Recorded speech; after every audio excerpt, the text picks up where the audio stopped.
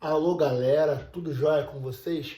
Aqui professor Jefferson Oliveira de volta, tá?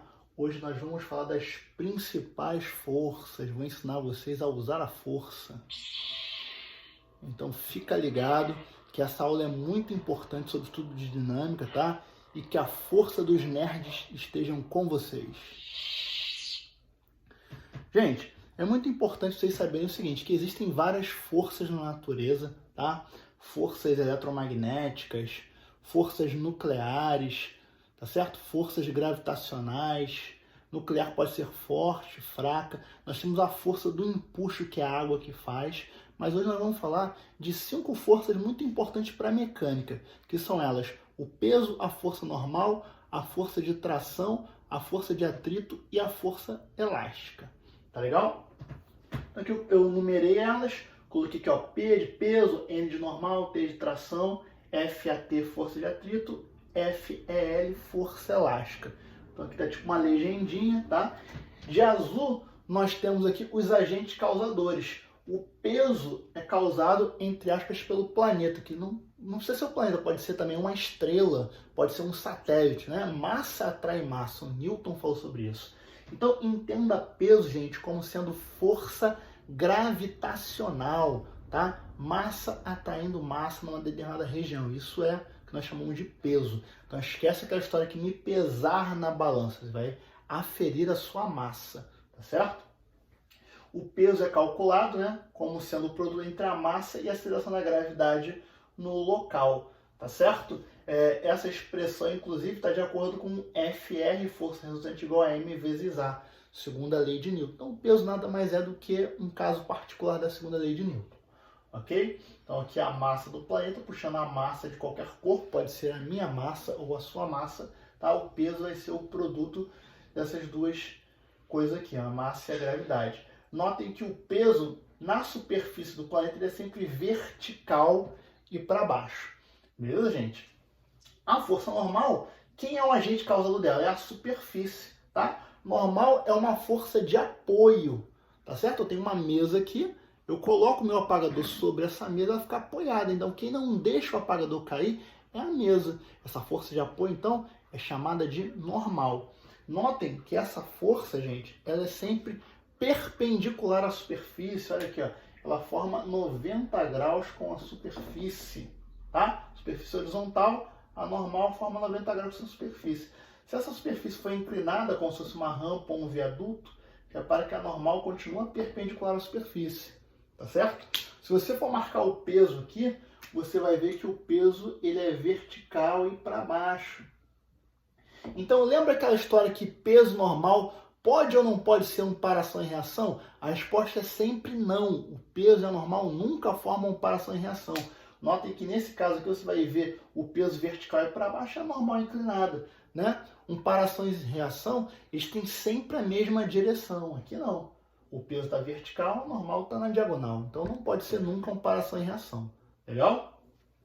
Outro caso aqui, ó, uma superfície vertical como o quadro, por exemplo, se eu colocar um apagador aqui no quadro, a força que o quadro faz no apagador para fora, essa força seria o quê? A normal. Notem que nesse caso, a normal ficou na horizontal, perpendicular com a superfície. Se eu for marcar o peso aqui, o peso vai continuar vertical e para baixo.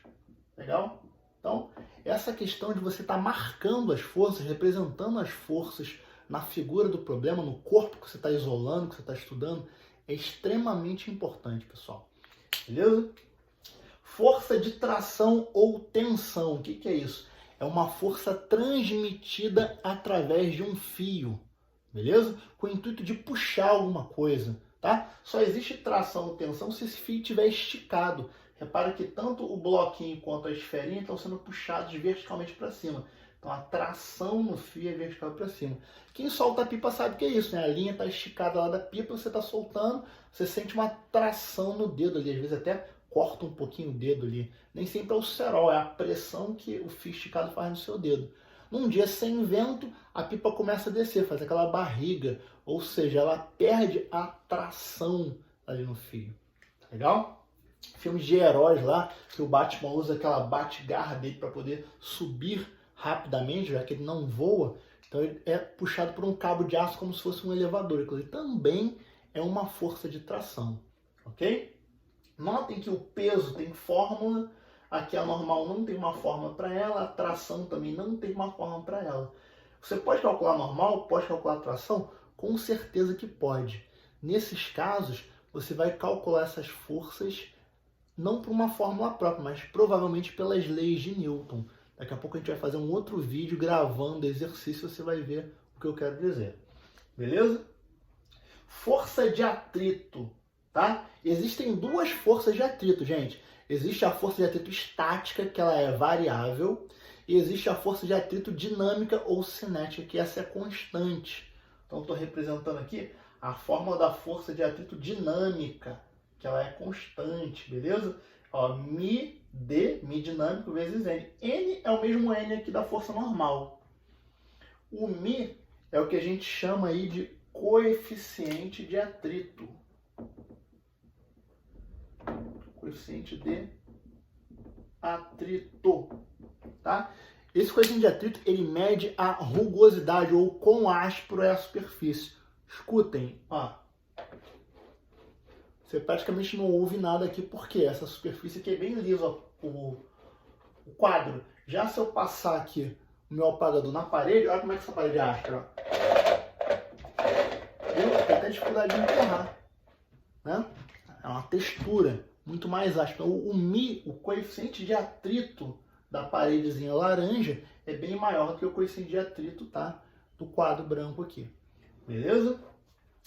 O atrito também é a superfície que faz. Tem até uma questão antiga da UERJ perguntando da força resultante que a superfície faz sobre um bloquinho puxado por um menino com velocidade constante. Ali você tinha duas forças, você tinha a normal para cima e você tinha a força de atrito contrária à tendência do movimento. Assim como a normal é a superfície que faz, porém perpendicular à superfície com o intuito de apoiar, a força de atrito é uma força contrária ao movimento ou à tendência de movimento.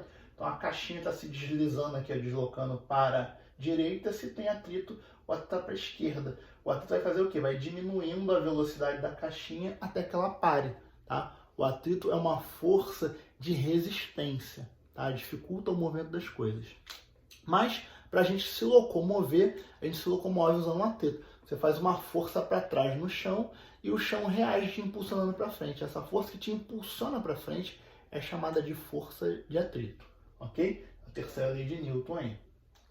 Para fechar aqui, força elástica, tá? Que é a força que ocorre nas molas ou nos elásticos. A camarada vai saltar de bug jump lá, aquela corda elástica vai ser esticada. Aquela força é uma força elástica, tá certo? Você pode ver isso também nos filmes ou desenhos do Homem-Aranha. O Homem-Aranha joga uma teia para se balançar pelos pés, ou mesmo quando ele está caindo para se prender. Então aquela teia é como se fosse um elástico. Ela vai esticar, né, pelo peso dele para baixo e depois ela vai, ó, restaurar. Então a força elástica é uma força restauradora ou de restituição. Então aqui eu tenho uma molinha aqui de comprimento L0, K é a constante elástica da mola, é uma propriedade dessa mola, tá certo? Antes, quando não tinha peso nenhum. Eu coloquei um pezinho aqui nela, ela foi o quê? Esticada para baixo. Então a força elástica vai ser, ó, vai restaurar ela, vai puxar ela de volta para cima. Tá legal? Isso foi estudado por um cientista inglês chamado Robert Hooke. Então isso aqui é conhecido como lei de Hooke. A força elástica ela é diretamente proporcional à deformação sofrida pela mola, né? Vamos supor que essa mola tivesse um comprimento inicial, sei lá, de 7 centímetros. Eu coloquei um pezinho aqui, ela esticou e foi a um comprimento final 10 centímetros. L final. Então, o X é o ΔL, é a diferença entre o comprimento final menos o comprimento inicial. No meu caso hipotético aqui, 10 centímetros menos 7 centímetros, eu teria um X de 3 centímetros.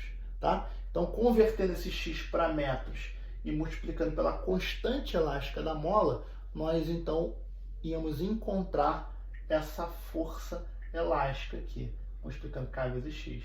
Tá certo, gente? Então, espero que eu possa ter ajudado vocês a conhecer aí as principais forças, as principais fórmulas delas, e as outras nós já vimos que é pelas leis de Newton. E os agentes causadores, planeta, superfície, aqui o fio, né? Aqui também a superfície, e aqui uma mola, o elástico. ok? Então que a força dos nerds estejam com vocês. Vida longa e próspera. Valeu, galera. Até a próxima.